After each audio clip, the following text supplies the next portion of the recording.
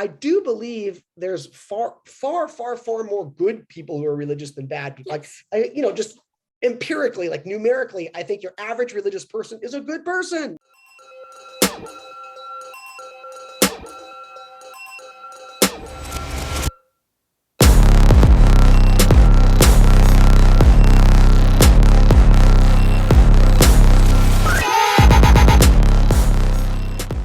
One of the things that I liked so much about your presentation is that secularism and atheism and agnosticism is so often presented kind of dark, like let me tell you the truth, it's not real, oh no. But I felt like your presentation style was very like, let me tell you about this awesome discovery, let me tell you about this option that you have. And so I just had to talk to you. Yay. I'm so happy. Let's do it. Thanks for that. I'm happy to talk and meet you. Yeah. So what is your background? I'm so curious about how you got started and how you were inspired. Shit. What do we got here? An hour? No. I'll try to give you a condensed, but as best I can do. Let's see. So I was raised in Southern California in the 70s. I was born in 1969. So I grew up in a part of LA that was very secular. We didn't use that term. I never heard that word, but I'm just saying, like, I later came to hear other people's experiences. So just let me give you an example. Like, I didn't know anybody that, went to Sunday school. I didn't know anybody. I never heard prayers. I played Little League. No games ever started with a prayer. I never had a teacher talk about a missionary trip or, Jesus or whatever. I slept over at lots of friends' houses, and I'm happy to tell you about my adventures there, but nobody ever prayed around it. So there's just not, now it's not that there wasn't religion. I knew that there were Jews and there were Episcopalians and there was a Catholic school. And all we knew about that was that they wore uniforms, with the plaid.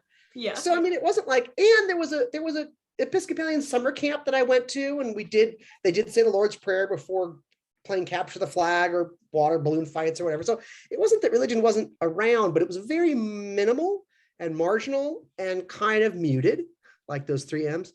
And then my own, so all 4 of my grandparents were immigrants. They were all born in Europe or Eastern Europe and fled because of the Nazis. So my mom's parents came to LA just before World War II. My dad's parents went to New York a bit earlier than that. Dad grew up in New York, mom grew up in LA. They met in LA. But all 4 grandparents were not religious to varying degrees. Like, my dad's parents were hardcore, like, socialists who thought religion was the opiate of the people. So they were actually like anti-religion. They saw religion as a regressive, immoral force in the world. Yeah. So that's my grandparents. That's not, there's nothing. And then my mom's parents were just sort of interested in other things. So they weren't anti-religious, but they were more interested in literature and music and skiing and going to the beach. So they're just kind of religionless, maybe agnostic or something. None of them saw atheism or humanism as central. It was just, for my dad's parents, they were politically engaged in kind of leftist politics, and religion was part of the problem, not part of the solution. And my mom's folks were just into culture and art. And so my mom and dad were not believers. So I'm a 3rd generation non-believer. So I've never had a grandparent, an uncle, a parent tell me that there's a heaven or hell, that prayer works, that my soul's none of that. That's fascinating. Our Jewish identity was very strong, but it was ethnic. It would be the same thing as if we were like strongly Swedish or strongly Latinx or something. Like, it was just an ethnic, my dad spoke Yiddish, and we knew the history of persecution, and we celebrated some holidays. But so I lived my life without religion. And so in a sense, I never rebelled. I didn't like give up something that I never had it, and also then growing up with a bunch of secular friends, and like, it was just wasn't part of the drinking water. And it was only when the only difference that I could see now between me and all my other friends and family members was that when I started to encounter strong religion, it freaked me out. So my first serious girlfriend, when I was 15 and she was 16, she was the daughter of a non-denominational preacher who had come from Kansas or Oh, Oklahoma to save the sinners of LA, or maybe he just wanted better weather. I don't know. yeah. But Yeah. anyway, super nice family. He was actually not the stereotypical evangelical pastor. He was quite intellectual, quite calm, quite kind and mild mannered. He wasn't this kind of like, fire and brimstone guy. Strong believer though. I mean, deep, Yeah. strong. And I went to church with them and I was just like, what the fuck? I mean, I don't know how to explain it, but it'd be like, let's say your boyfriend took you like Church of Omar the Purple Dragon, It's and people wild. about like his scales when they moved in a certain way. I was just like, wait, this is reality. Like, Yeah, so it's wild. It's totally wild. And if you're not raised in it, it's like, what is happening? And like, my girlfriend is a great person and her family is so nice. Like, wait, you all really, and I remember like talking to her about it, like, you don't really believe that. And she's like, yeah, I do. And she told me all about, Armageddon and the resurrection, and even just Jesus dying for your sins was like, none of it, it doesn't make any sense at all. Like it really doesn't. It doesn't. Sense. It's sort of like, what are you fucking talking about? So the difference between me and everybody else I knew was that became an obsession for me. So all my other friends were like, shrugged their shoulders, like, yeah, people are religious, whatever. But I was like, what do you mean, whatever? Like, I need to understand this. And so from then I became fascinated by religion and fearful of it. Like, it was a mix. Yeah. And, I'll just end here by saying, I do believe there's far, far, far, far more good people who are religious than bad people. Yes. Like, just empirically, like numerically, I think your average religious person is a good person, and most are. The extremists in any camp are the problem, but the extremists are louder and they're more driven and they're more politically motivated, and I think they're causing a lot of damage right now. So even though I think religion does a lot of good in the world, I think it also does a lot of bad, and that's what I spent my life trying to understand and in some sense fight against. I'm a scholar on the one hand, which is meant to sort of study secular culture, secular life, and then I'm an activist on the other hand, where I do write for non-academic venues, and I engage in non-academic activism, because I do believe that secularism is an important aspect of making the world a better place. Yeah, and I think you're absolutely right that organized religion, especially Christianity, just because I feel like that's kind of like my specialty because I grew up in it.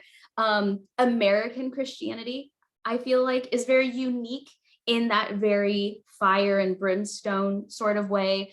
But what also did it for me was I was in debate for many years, and I've taught debate, and it was interesting to me that if you state a fact, somebody wants to know the proof. If you have an opinion about a person or a thing or an activity, somebody wants you to back it up with reason and statistics, and they want to know, they want to link to where you got that from. But when it comes to eternal salvation, you're just supposed to believe.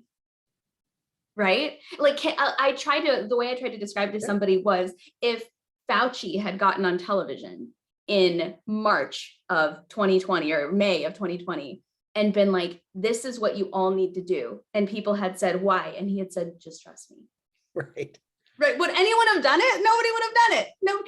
And I think you're right. I think when you kind of open your mind to looking at religion from an analytical and an educational perspective, and almost like a science experiment, it becomes fascinating. It becomes a little bit spooky. It becomes like a living experiment that you just can't look away from.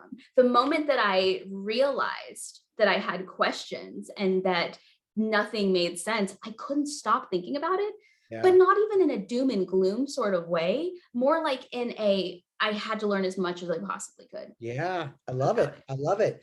Yeah. Well, this is what I'm going to say. You have a certain kind of brain, because I believe that more and more, that some people just have certain brains that are inquisitive or want to understand, and some people don't. And I'm not a neuro expert, but I would say two things here. Like, to me, the two biggest factors that propel people to religion are, number one, they're simply raised in it. So if you're raised in a family and the people that care for you and love you and protect you and nurture you tell you X, Y, and Z is true, there's not a human alive at age 3, 4, 5, 6 that could even think to doubt or question that, right? I mean, I don't want to say there isn't a human alive, but like 99.9% of us are just going to accept as true the things that are presented to us by the people that are taking care of us. Now, if you add to your parents, aunts, uncles, cousins, nephews, grandparents, grandma, neighborhoods, culture, if your whole social world is telling you X is true, most of us won't even question it. I mean, I remember one time quick anecdote, like I was sitting in an airport in Eugene, Oregon once waiting for my flight, and I was alone, I was in college, and there was a family, like 3 generations, they were all, I don't know if they were all getting on the same plane, or maybe this was the days when you could still go to the gate even if you weren't on the flight or whatever, but it was like 15 or 18 family members. And there was one little girl, and she was like 3 or 4. And they said, let's play the game or whatever. And I was kind of watching. So they had her, she stood in front, and they were all sort of packed around her, sitting down, aunts, uncles, grandparents. And then the grandpa would say, okay, Shelby, whatever, like, who's the king of kings? And she would like, wait. And it was silent. And then she'd say, Jesus. And they would go, yay. And then the whole family, and then they'd say, okay, who's the Lord of Lords? And she would play this game. So I'm like, this 3-year-old doesn't even understand what the fuck this means. She just knows Jesus is the King of Kings, Lords of Lords. Now, no human can resist that kind of, right. I don't even want to call it, it's just, we all do it, right? If it's not even like, it's impossible not to be socialized by those that raise us, whether we're socialized to be atheists, whether we're socialized to be vegetarians or meat eaters or seal clubbers, whatever it is. So first there's socialization. Now the differences between you and a lot of people is some people, as they get older and are exposed to questions, doubts, or others, just shut down. They don't want that ambiguity. They don't want to open that door. Others are like, whoa, I'm intrigued by that light behind that door. I'm going to step through it and override my socialization. But the second one, and I think this is where I'm going to, is I generally do believe that for most of human history, even today, life is hard. Like, it is full of pain, loss, death, misery, sickness, deceit, addiction, anxiety, depression. Like, it sucks. And religion helps people in that. And that is not a rational choice. That is someone saying, like, I'm going to believe there's a magical, invisible being because it's too painful to accept that there isn't. And in that case, what you were saying about debate club and facts and assertions and proofs doesn't matter at all. Like, it's not a rational cognition process where you can go, oh, you believe this, here's the evidence contrary to that. It's just, so both of those are like, believing things because you've been socialized into it is not rational, and believing things just because it makes you feel better is not rational. So it's like, this is a realm where often, not always, facts and reason and logic don't penetrate unless the person has a certain kind of brain that little sparklers go off and they're like, oh shit, I can't avoid that, Right. And a couple episodes prior to yours, on episode 11, I interviewed a good longtime friend of mine who is a pastor. And I asked him, one of the questions that I asked him was, what makes you think that Christianity is correct as opposed to the ancient Romans, Zeus, like all these religions that have existed for so much longer, Catholicism, Judaism, Hinduism, Taoism, there's so many options. I said, what is it that makes you really comfortable in your belief that Christianity has right? And he was completely honest. And he said, where and when I was raised. Okay. He said, I have no doubt if I was raised in a different time, in a different place, I would feel differently. And I thought, like, that was the first time I'd ever had somebody respond that way. He didn't try to work around it. He didn't try to loophole. And it's just fascinating to me that people can make that separation in their brain. Like you said, the nicest, kindest people I know are people that I met in church, other Christians. And the people that I know that are the fastest to give you the shirt off their back are Christians. But at the same time, some of the nicest, kindest, most hardworking people I know are also atheists, or they don't, they're agnostic or secular. And it makes you wonder, is there a part of people that is doing it for the reward in the end? Like, should you trust somebody more who is doing kind things and does not believe there is any reward afterward? Or should you trust somebody who is doing kind things, knowing that if they do enough kind things, they'll get a reward? And I also think there's a huge factor with religion where I wouldn't be surprised at all to find out that most very religious people actually feel the exact same way that you and I do. But when you bring it up, you hurt grandma's feelings. When you bring it up, you hurt Miss Piano teacher who you've had for 20 years that you met at church's feelings. Or I think as much as religion scares people who aren't religious, I think the lack of religion being a possibility scares religious people. For I think sure. we're all slightly scared of what we don't understand. Yeah. And so I wouldn't be surprised at all to find out that if we were to get people alone in a room one by one at a church after a sermon and interview them on just exactly how much of the Bible they believe verbatim to be fact, I'm willing to bet most people would say that they don't actually believe it all, but that it brings them comfort, or they come for somebody, or they come because maybe the church raised them in some way, and they make that connection. There's that emotional connection. And I also think there's the connection. For example, my father died when I was 1, and people find comfort in saying, he's watching you, you will see him again. And I know that I won't. And that doesn't make me sad. Obviously I would not wish death upon anyone. But when you come to that realization, the finality of it all, I think people's brains, I honestly wouldn't be surprised if it is, what's the word I'm looking for? Evolutionary for our brains to protect us from thinking about death. Like, nope, we're not thinking about it, because if we really thought about it, we would just lose our minds. Mm-hmm. And so I think that has a lot to do with it as well. For sure. For sure. So Definitely. you've written a lot of books about this. And I'm curious if any opinion that you've had from the time that you wrote your first book to this most recent book that you've written, that I will link in the comments below, has anything changed for you in terms of your opinion, facts, things you think, realizations that you've had? Do you feel like you've transformed in any way from book 1 to final book? Man, that's tough. That's an interesting question.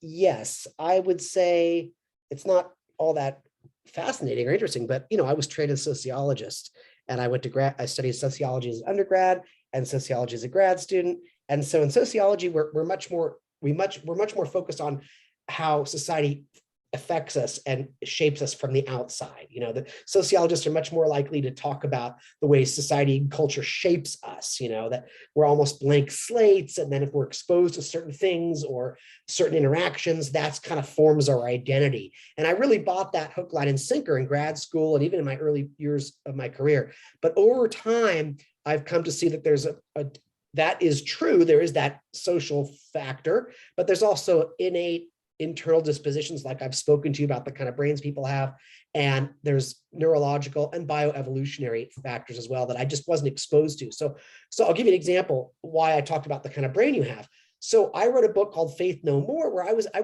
little bit like, since I never had faith, I don't know what it's like to lose it. And so when people talk to me like you, they're like, well, yeah, I believe X, Y, and Z. I believe there was a God, and that Jesus died for my sins, and there was a hell. I mean, these are real beliefs. That's like believing there's a Japan and that there's a Burger King, and like these are things. And then to like not believe that anymore, I was really interested in that. Like, how do you suddenly go like, oh, I guess there isn't a moon, like, or whatever. Yeah. So it's devastating, honestly. Yeah. So I interviewed about 90 people who were religious but are no longer. I just wanted to hear that story. And the more I heard the story, certain patterns emerged. Yes, there were patterns related to parents, for example. Often, not always, but often, they had one parent that was a little bit skeptical or not into it, or kind of blew it off. Like mom would take it to church, dad would stay in the garage on Sundays, or dad was Jewish, mom was Thai, but she converted to Judaism for the marriage. Like, so there is that parental socializing factor. However, I interviewed person after person after person who told a similar narrative of like, I always had doubts. I always had questions.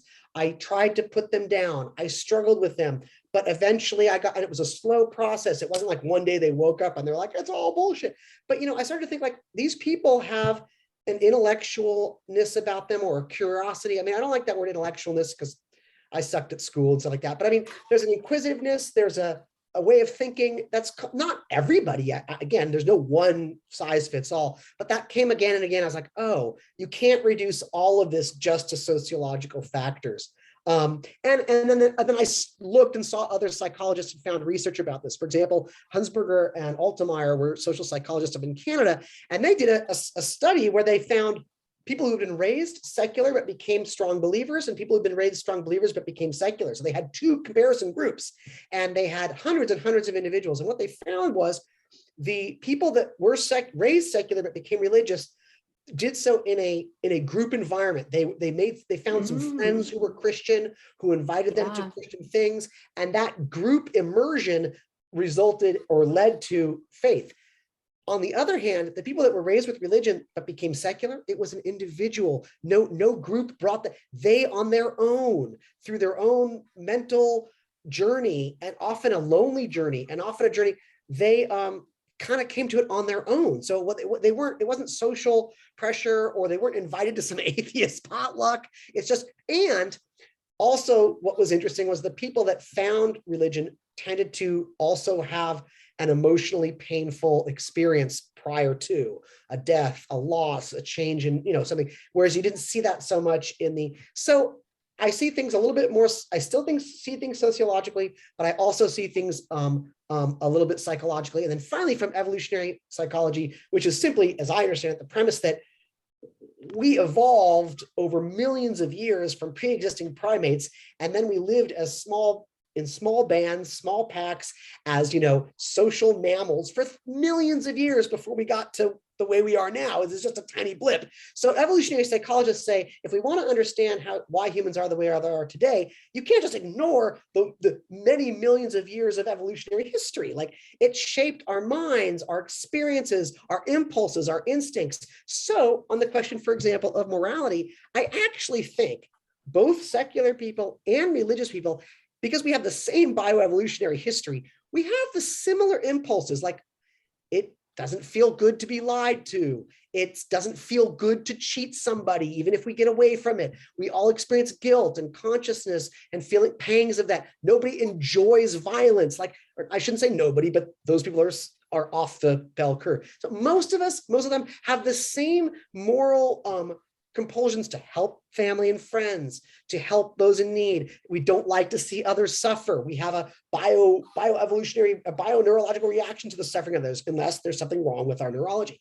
The difference is the secular person accepts that all of that is natural. The religious person thinks there's some big cosmic game going on where there's a magical invisible deity with angels and demons giving you rules, and that you wouldn't, like you said, would you trust somebody who's only being kind out of the goodness of their heart versus someone who's being kind to win bonus points in heaven? But I look at it the opposite, where I once met a guy, I'll end on this story, at a church in Sacramento, a big mega church. It was called like Adventure Church or something like that. Like, sounds about right. That was massive. This thing was multi-million-dollar campus with huge parking lots. It was huge. And this guy came up to me in the lobby and he said, and this is going to be pretty awful stuff, forgive me, but it's true. And I don't want to water it down because it's pretty heinous. Right. He was a big church member, Russian guy. And he was like, let me tell you, I really love women. I love women so much. If there wasn't a God watching, I would be raping every beautiful woman I saw. And he thought this was compelling argumentation. It's like, so you have to understand, Phil. Like, he knew I was an atheist. I was there for a debate. And he was like, God is the only thing keeping me from rape. How can you argue against, And I'm like, wow. So you actually want to cause harm and suffering on others. That's not, the suffering in another person's face, the suffering of another person's body doesn't move you at all. You're just scared that there's a policeman watching you. Like, in that sense, you are immoral. You are a killer. You're a sociopath. Like, I don't do that because it would make me feel kind of sick. If I cause harm to somebody else, I would, first of all, I wouldn't be aroused. I would be like mortified and sad. Like, it's just like, so it's so strange, but it really is their last card, because they had the natural world for 5,000 years. You can say, well, what causes rainbows if not an angel farting? What causes the stars if not, angels smiling? What causes, every physical natural thing? They say, well, it has to be a God. It has to be a God. And before we had the scientific method and reason, you didn't have a better answer. You're like, yeah, okay. Once science began explaining what makes rainbows and what makes the aurora borealis and what stars are, suddenly what God's job was got smaller and smaller and smaller. He no longer caused earthquakes. He no longer did this, and you don't want to say that he causes gangrene because that is sad. You have to give that to the devil or whatever. But right. So I feel like the last thing they got is morality. They're like, okay, maybe God doesn't make rainbows and earthquakes and ferrets, but God creates morality without, again, thinking through that we have very good explanations for human morality. We know where it comes from. We know how it operates. We have experiments. We have data. We know exactly what's going on in people's brains. We know what part of the brain triggers when it experiences empathy or compassion or anger. It's all natural components, but they still want us to believe that there has to be this magical, invisible being. And that's what makes us moral. And it just doesn't hold up at all. And to your point, and this point could be like a whole other podcast episode, but to your point where you were saying most people have the same natural inclinations, it doesn't feel good to watch people suffer. In the rare occasion that you meet someone or you hear of someone who does enjoy suffering and who does enjoy almost every case that I can think of, because I also really like to research like serial killers and stuff. In almost every case that I can think of, there's always a history of a brain trauma or an injury. It is like I cannot name a single serial killer I have ever read about that didn't fall off a boat or get hit in the head or get beat by their dad or lose oxygen coming out of the birth canal or something. No question. And so, the data's there. This guy, Baron Cohen, Sacha Baron Cohen's uncle, actually, is a neuropsychologist, criminologist, and he's written a great book that surveys all that literature. And he has these three, there's so much on that. So I've read a lot on that too. There's this cocktail of, if you live in violence, unstable circumstances from 0 to 10, so you're in a home where there's not a lot of love or consistency or calmness or peacefulness, but there's a lot of disruption and violence. If you are physically abused, you experience some kind of brain trauma, all of that doesn't mean everybody who does that becomes a serial killer, but those are highly predictive and highly correlative of that outcome. And you can even see what happens to people that have brain injuries before and after, what happens to their ability to be empathetic. Like it's just rooted in our brains, people, like, hello. And the other thing I would say is, not only that, but religion isn't the only thing that does this. Nationalisms can do this too, but religion is particularly good at making people override their natural moral tendencies. So, if you've ever, so in other words, getting people to pray rather than give their child penicillin and watching their child die before their eyes. And they genuinely believe they're doing the right thing, but they can only do that if they have internalized so deeply these illogical myths about a magical, getting people to not take vaccinations that have been proven to be effective, getting people to body modify in dangerous and unnecessary ways, getting people to not have decent moral sex education that saves suffering, saves life. I mean, there's just so many ways in which religion, I don't know, there's that famous quote that says, like, there's good people and bad people, but to get good people to do bad things, that takes religion. And I forget who said it, but there's something to that. I mean, so anyway. Absolutely. Do you feel, because you have spent so many years kind of dedicating your life to secularism, do you feel a responsibility to almost proselytize towards secularism? Do you feel like you want to bring people into the fold, or are you just trying to spread awareness? How do you feel about it? Yeah, good. That's a good one. So unlike most secular people, don't think about religion too much. They're just living their lives. So they're not obsessed with religion like I am. They're not studying it, and they don't care. They're not watching, videos of Matt Dillahunty, debating so-and-so. Like they're not, and most secular people are not interested in joining an atheist group or a secularist group. Like they're just living their lives. And they might get pissed about, these fanatics on the Supreme Court, but only because they're going to take away women's right to choose and gay marriage and whatnot. Right. I am not like that. I am actively concerned with religious abuse. Not there's good that religion does, But, Right. but when religion is causing problems in society, I'm actively trying to fight that. And so here's what I would say. Yes, I definitely think it is better to live life without mythological fantasies than not. It might be harder, but we ought to live in truth, not in deception. So you could tell me that my wife doesn't have cancer, and I might be happy, but if it's not true, you're doing me a disservice. If she has cancer, I need to confront that. I need to know that and accept the pain, right? So I don't think we do any service. Like, I don't think there's a therapist or psychologist out there who would say to someone, it's better to lie to yourself. If, look, I get it. If you're in Rwanda and your family's about to be hacked to death, obviously you're going to pray to something. Don't let them find us. And as the machete is chopping into your skull, I get that kind of self-preservation, like I'll believe in anything if it might. Although I myself don't subscribe to that. I have been in circumstances where death was imminent and I did not turn to magical being because it doesn't make any sense to me. But anyway, and we can talk about that later. So my point is that I think, yes, I would like people, I think it's better to be secular than not. I don't think being secular is a panacea. It doesn't mean it solves everything. Secular people can still be racist and sexist and homophobic and assholes. Like, trust me, I mean, look at David Silverman, former past president of American Atheists, who's a Trump fascist, right? Like, I mean, so there's no guarantees there. But on the whole, I think secular humanists, so that is people who are non-religious but believe in the good potential of humans to make the world a better place. I think that is the healthiest orientation for individuals and for the planet. Now to your question specifically, I do not engage in one-on-one proselytizing. I don't think there's any point. I don't think it's respectful. I just, if I'm on an airplane and some Christian fundamentalist or Orthodox Jew or whatever wants to engage me, it's very hard for me to resist. And but I try not to. I just try to be polite and be nice. Some days I'm better at that than others. I mean, one time I went to the DMV with my daughter and some guy came at us and I just laid into him and my daughter was mortified. She's like, he's just a nice old man. I'm like, what the fuck? We're standing in line at the DMV. I don't want to be proselytized to, Anyway, but it was hard for me to see him as just a suffering person who found comfort in Jesus, and I should just leave it be.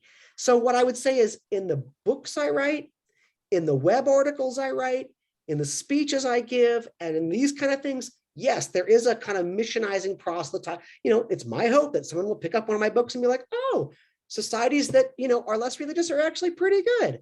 Oh, people that stop believing, it's actually a good thing for them, not about, actually secular people do a better job of fighting the world's ills than religious people, whatever it is. I hope I change minds at the political level, at the cultural level, but I try not to get into it too much one-on-one, just simply because I think it's futile. I think arguing about religion or you could say the same thing about politics. Like, when I see my neighbor who's a Trump supporter, am I really going to try? Like, if you believe that this election was stolen and that Trump is good for democracy, like, I don't know I can't help you. Right. All I can do is, be polite and if worse comes to worse, fight you, but I hope it doesn't come to that.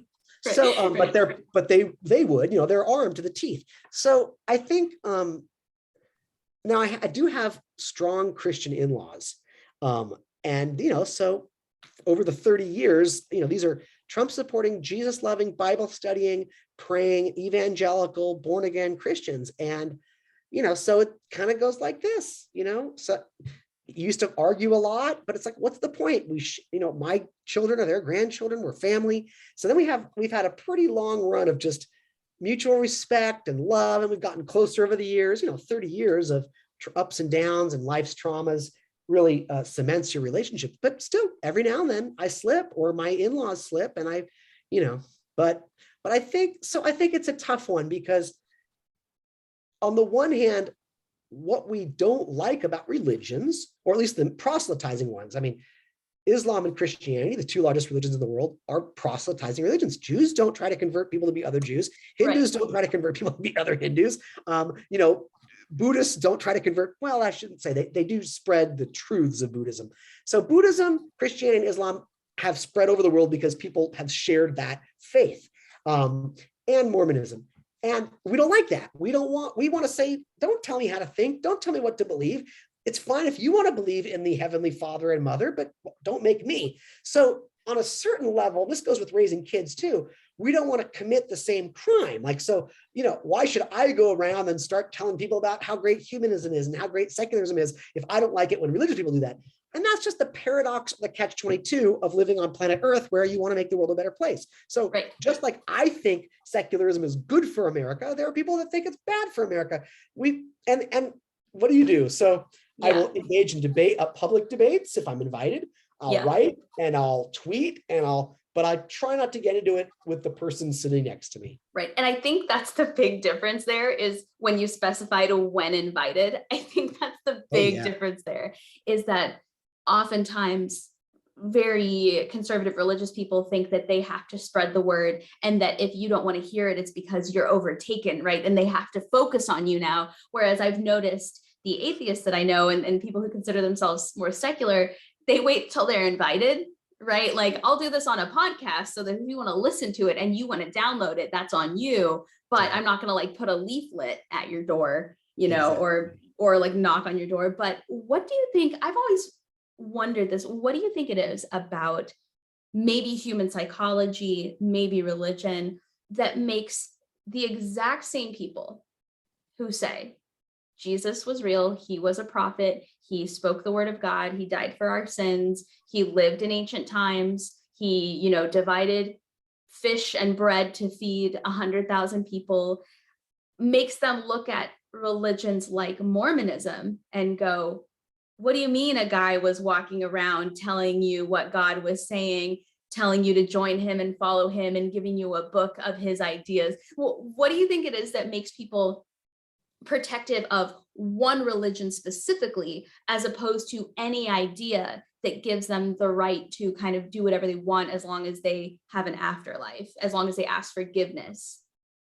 Well, it's a lack of clear thinking, obviously. I mean, if it's just on some level, it's a kind of cognitive defense mechanism, but I think it has to do with tribalism and us versus them. So what I believe, and I think there are studies, but it's been so long so I can't cite them off the top of my head, but children learn what religion they are well before they know the content of that religion, right? So they learn early on that they're Catholic. They don't know what that means. Like, we're on team Catholic, we're on team Baptist, we're team Christian, we're team Sunni, we're team Shia. Like, they just, and I don't mean that someone sits them down and tells them that, but they just absorb it, right? You're living, you hear your parents talking, you hear a phone call, you hear chatter on the playground. Like, you learn what you are before you know the content. But we have a strong propensity to identify with our in-group. Like, if we're Americans, we're Americans, if whatever that in-group is. And so if we're Protestant, we're Protestant. If we're Catholic, we're Catholic. And then as you get older, you are then taught this is what Catholics believe, but you've already been primed to internalize it and accept it because it's your team. So you're like, oh, okay. And so I think what happens is it's multifaceted, but we internalize the beliefs that we're taught from those that love us. We internalize the identity of those of the group we are part of. And it's taken me, it's very hard to shed that.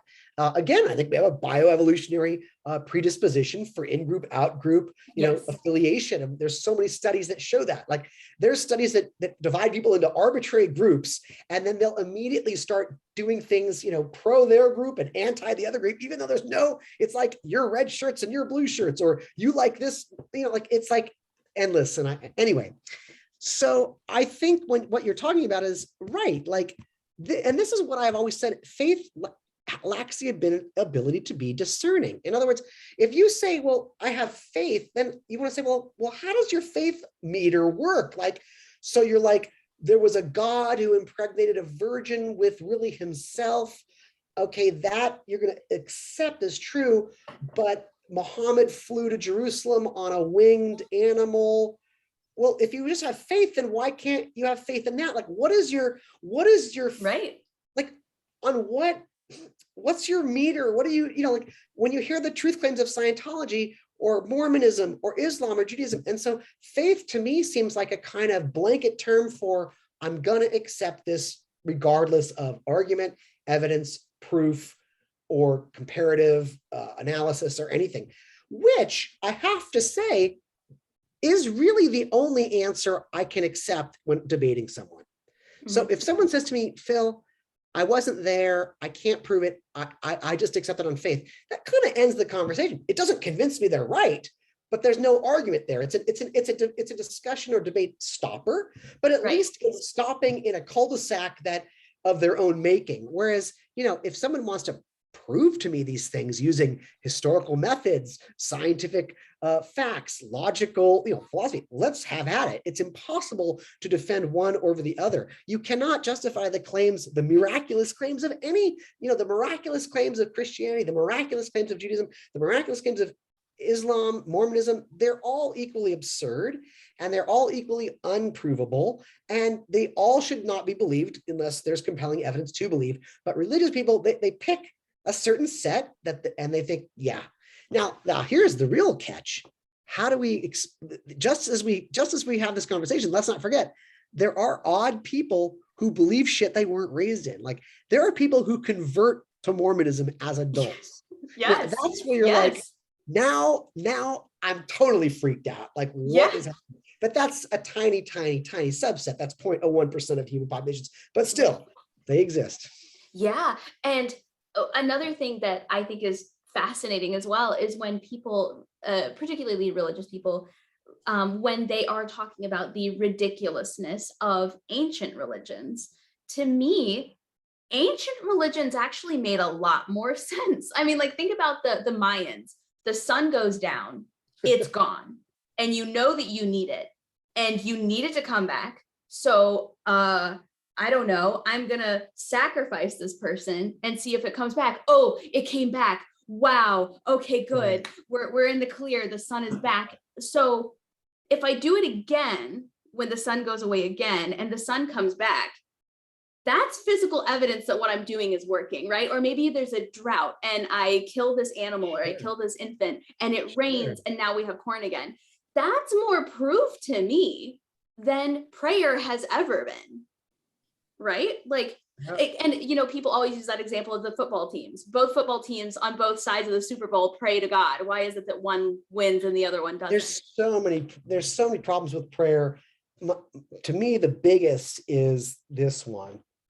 So let's say I take my son to the skate park. He's older now, but let's say he's 12 and he's a skateboarder. And I take him to some big skate park in LA because it's got all the cool ramps and all the cool rails. And there's all these parents, and we're all sitting on the benches while our sons and daughters are skateboarding, right? And I'm watching, and then my son, he has an accident on his board, and he falls on his head on the rail, blood shoots out everywhere, brains ooze out, and he's just laying flat on the cement. Horrible image, but it's reality. Yeah. And I'm watching, and I see people are like, oh my God, who, does anybody know who that is? And I'm like, yeah, that's my son. And then they're like, oh, why aren't you doing anything? And I'm like, why aren't you calling 911? Why aren't you getting up and singing? And I'm like, well, he hasn't asked. And they're like, but he's suffering. He's laying there sprawling. I'm like, he hasn't asked. What do you? Yeah. If he needed it, he would ask. Right. But he's not able to. Well, in other words, so what you're saying, what people who believe in prayer are saying is that there's an all-knowing God who's all powerful. And yet you have to pray to this God to cure you of your breast cancer? What the fuck? And if you didn't pray, God would be like, fuck that. Yeah. And even if you did pray, he might. Right. And so then what's the point of prayer? And then on top of it, why are you upset you have breast cancer? Doesn't that mean you just get to be with Jesus that much quicker? None of it makes any sense. And don't you believe God has a plan for all of us? So don't you know he planted that tumor in your breast? None of it makes any sense. But on prayer specifically, it's like, not only is there no evidence that it works, I mean, we've got tons of double-blind studies on that, it doesn't work. Nothing fails like prayer. But it also is manifestly heinous. I have to ask this parent of mine, this heavenly father, to help my child who's dying of leukemia, or he won't. And then John Shelby Spong, who was a progressive Episcopalian pastor, he wrote this whole thing about and what's up with the whole oh, I'm going to get my whole prayer team to pray. Wait, so that's just, you have to get a team to do it? There's strength in numbers. God will listen to 16, New York Jets fans praying, or whatever deacons praying, your prayer group, but not one. So one little kid's prayer doesn't equal 16 deacons' prayers. And then people will say, well, or we're going to go on Facebook and we're going to ask everybody to pray. So like there's like, the whole thing is, and this is where I say, if there's a God, it would be worse. Like, this is where I'm like, right. Yes. We live in a universe where there's this magical dictator who is obsessed with what we do and requires masses of organized prayer to help us ease our suffering. Like, that's why people are like, well, so what if there was a God? I'm like, then we're really fucked. Right. We live in a cosmic North Korea. Like, we are really, that's even worse to me, but Right. Yes, I've said the same thing. I was talking to somebody recently about that, and I was saying, he said, what if you get to heaven and you learn that there was a God the whole time, right? And I told him, I was like, if God of the Bible is God, that is not a God I want to serve. Yeah. That is not a God I want to stand by. And I've also noticed there is a very large correlation between the people that I know who are very religious and have never actually read the Bible, and people who I know who are atheist and agnostic and can quote the Bible verbatim. Because as you start to read it, you start to learn how either contradictory it is or awful. Some of the things are just awful, like Revelations. We have survey research that shows atheists are the most knowledgeable about religion than anybody. Whenever somebody says to me, like, what book should I read, to convince me, read your Bible. Go, literally. Like, don't read Dawkins. Don't read the Bible. And it's just, it is weird living in a world where these beliefs are so prevalent and predominant. It's frightening. And again, most believers, are good people, but I don't think I think they're good people in spite of what their religion teaches. Exactly. Not because of. Think about like that God of the Bible, like, if you had a partner, a lover, a husband, a wife, whatever, who said, love me or else, we would call that abuse. We would call that, like, get out of that relationship. Like, you better love me or I killed our own kid for you. You better love me or I'm going to fucking throw you on a bed of spikes. Right. What the fuck? Like, and what parent would say to their own child, if you don't love me, I'm going to burn you in the oven. Like it's painful if your kids don't love you and you walk away and you're like, there's nothing you can do that would make me stop loving you. You can reject me. You can hate me. I don't want ill for you. Go live your life. You wouldn't be like, oh, you rejected me. I'm going to roast you over a spit for eternity now. Like, it's so fucked up. Right. And so what happens is most people, I would say the vast majority of people who are believers, they believe in a God that they want to believe in. In other words, they will just filter all that out. Well, I don't really believe God works that way. And they'll end up believing in a God of their own making, which is fine. We all do that shit. But at the end of the day, please acknowledge that you're simply believing in a God. You're projecting what you think an ideal parent is like, and you're kind of going with that. And now you're worshiping it. Fine. Right. Just acknowledge it, admit you're doing it. Yeah. And when you really describe the rules behind Jesus, you start to sound like one of my favorite serial killer podcasts, right? Like, you tell people, you need to tell me that you love me. You need to prove that you love me. You belong to me. You need to ask my forgiveness. If you don't, like you said, I'm going to set you on fire, even though I'm omnipotent and omniscient. So I already know what you're going to do before you do it. And I have the ability to stop you, but I'm not going to. But then I'm going to punish you for doing it. That starts to sound like a serial killer, like the toy box murderer or something like that. Psychopathic. It is sociopathic. And so what is, has anybody ever asked you a question? Has any Christian or religious person ever asked you a question that legitimately stumped you in terms of how to answer them from a secularist perspective? Well, I think the issue of morality is tough because if you accept that there is no magic umpire setting the rules and it's just us on a planet figuring out how we ought to live, that does mean that my version of how life ought to be is going to be different from yours. And I can't prove, in other words, if I'm raised in a culture that teaches me to be vegetarian and you're raised in a culture that teaches you to eat animals, we are both going to be raised to think that that's right and moral. And who's to say who's right? So what the religious people will say is, well, if there is no God, then man makes the laws. And if man makes the laws, then we could all be Nazis. And, and I don't think I think that, yes, we could all be Nazis, or we could all be, we also created democracy. Like it goes both ways. Like, yes, humans have propensity for evil. We have propensity for good. In fact, I think our propensity for good outweighs our propensity for evil, even though that is there over time. Right. We haven't killed each other off yet. We do create community, and we do have relationships, and we raise children, and so I think that is it's not that it stumps me and makes me believe there's a God, because having a God actually doesn't get around that. Even if you believe there was a God who makes rules, we can't seem to agree on what he says or wants. We can't seem to interpret the rules the same. So we still come to blows on what this God wills or wants.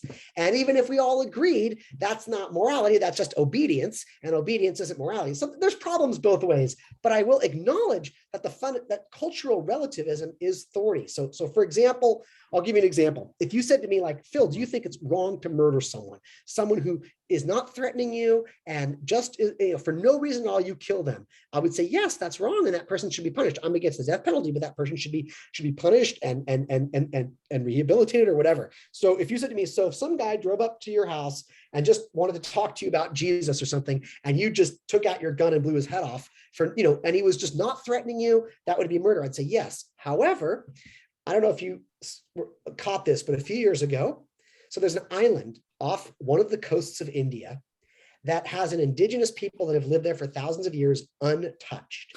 Yes. And so so you know this story. So the United Nations has deemed it a protective sanctuary. Those people are free to leave if they want, but no one is allowed to go to that island. It is against the law. But some young man, a Christian missionary, paid an Indian fisherman to get near the island, and then he got out of the boat and swam to the island with his Bible. He wasn't armed, he wasn't going to harm them, to teach them the good news of Jesus, and they speared him to death.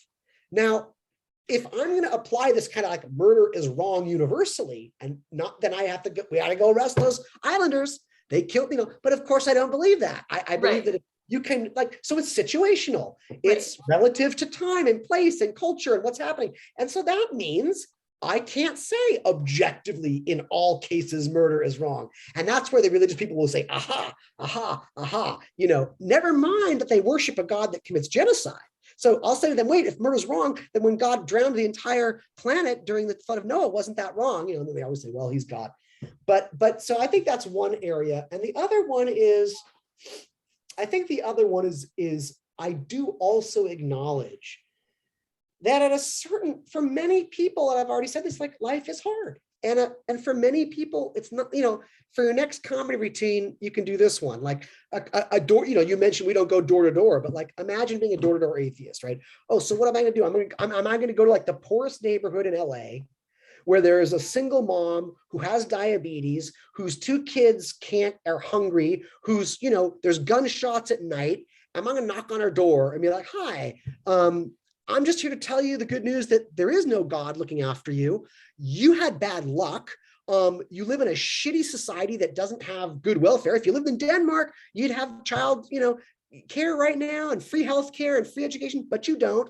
And praying doesn't do shit for you, just to let you know. If I just went on, is she going to be like, wow, this is great news? What am I offering, right? So on a certain level, atheism is not good news if you're suffering. What atheism can do is it can cause me to say, hey, let's have universal health care. Let's have free education. Let's have good elder care, good child care. Let's create heaven on earth through our efforts and our means. But I'm not going to knock on a door and try to convert someone to atheism. And so to me, I don't know. Especially when in that scenario that you gave, she's likely getting the only food that she gets from the church. Right. Exactly. Support. Exactly. Yeah. And so I think you're right. I think there isn't really good news as atheists or as agnostics, unless you, for example, I felt a sense of freedom. I feel like there's stages. Yeah. So as someone who, I know you didn't grow up religious, as somebody who grew up very devoutly religious until I was in my mid-20s, wow. There's a grief period where you have to mourn everything that you realize is not happening for you. Yeah. There is no heaven. There is no the beautiful, amazing afterlife where you'll see those people that you loved so much who died, since. But then there's a relief. Yeah, that's right. There's a relief that you realize you can do whatever you want and it's not going to impact your afterlife. But there's also a relief that you discover you're the kind of person who still isn't going to do those things, even when you don't believe that Jesus is going to give you, or God is going to give you, a reward. So you go through the mourning, you go through the grief stage, and then you're like, oh, thank God, ironically, that I'm the kind of person who I'm still not going to cheat on my husband. I'm not going to, covet my neighbor's wife. I'm not going to live a gluttonous lifestyle. I'm not going to kill. I'm not going to treat my parents like shit. But because I don't want to. That's right. Not because Absolutely. I'm worried of God punishing me. And I can add on to that. Like I could pile that on for sure. If someone gets to that, there's no, like, even you said, I'm not going to covet my neighbor's wife. So even there, that's a thought crime. Like the secular person, you might lust after you. And then, but the Christian will then gaslight themselves. Like, oh my God, I had lustful thoughts. I'm evil. I'm going to hell. I have to and then you're having this internal debate. Whereas a secular person can go like, wow, I'm attracted to my neighbor's wife. What's that about? Why? What am I going to do with it? How am I going to manage it? Am I going to, and you work through it, and you either go, I'm so in love with my neighbor's wife that I have to talk about it and do something about it. Or maybe I'm denying something else in my own relationship. Like, you accept it. And so thoughts do not have that evil potency. Whereas a Christian is like, they have bad thoughts. They are gaslighting themselves. They're like, I must be evil. And the fear of hell and, just goes away. And also there's the liberation of knowing you're the master of your own fate at the end of the day. Now, most people are terrified by that, but some people are like, oh. And so even that woman that I was talking about, in the worst of circumstances, there are going to be some who, if you said to them, look, there are tools available. You can get this kind of help. You can pursue this kind of nursing degree. You can get this kind of support for your child. Like, there are channels. Or you could keep donating $150 a week to the church, or you could take that $150. There are options, but they would have to be psychologically ready and prepared for that. And the fact of the matter is, as we've seen in most democracies, when society provides free healthcare, free education, affordable housing, all those things, religiosity plummets. So, and again, I heard your part of that interview where you talked about the countries that do and do not have religious tendencies. You were talking about like countries in Europe that are often the ones we associate with free healthcare and things like that are also, I think you had mentioned that Ireland is like 75% secular, and parts of, I'll let you tell it. I feel like probably Scotland, although Ireland's getting Scotland. Although Ireland's getting there fast. That's mostly because of the pedophile pre-scandal and all the but anyway, I have to wind down. I'm so sorry, Sydney. I have to end. But I guess what I would say is, yes, there's a lot to be spoken of. A humanist orientation, freedom, responsibility and freedom go hand in hand. And that's scary. Some people don't want that. Existentialism, to some, the idea that we have to create our own meaning in life, is really terrifying to some people. It can cause nausea, and other people are like, it's the only way I can live. I don't want to be a child forever. I don't want to be dependent on others for my life anymore. I want to be dependent on myself. But not everybody can live that way. But I think the best thing we can do is, for people like you and your experiences, I think it's really important to process what you were taught, what you had believed, and that transition. I mean, that's a life swerve. That is a big deal, just like it would, for any kind of major transformation. And so to talk about it and process it, I think, is healthy and good, and do it with others, but then beyond that, beyond your own experience out in the wider world, I think the best thing we can do is try to make the world a better place. And then, yes, have these conversations with those who want to have them. But beyond that, we just gotta, you can't push it on people, I don't think. Right. Well, thank you so much for your time. I have really enjoyed this conversation. I have a million more questions, but I'm sure that's for another time. But I really appreciate you donating your time and your research and your life's work. And I appreciate what you do with your time and the things that you write and the events that you partake in, because I think they're so important. And I think you give people an option they've never had before. So thank you for presenting this option that people have the ability to take if they want, and giving them avenues they can use to explore alternate ideas than what they've, I don't want to say been brainwashed, but like what they've been kind of convinced is the moral thing to do. And, you know, I would say, you know, most people would say you're doing the Lord's work, but I would say you're doing quite the opposite. Thank you so much. And it was my pleasure to meet you and get to know you. Please send me the link so I can blast it out. 100%. I'll talk to you later. Bye-bye. Bye.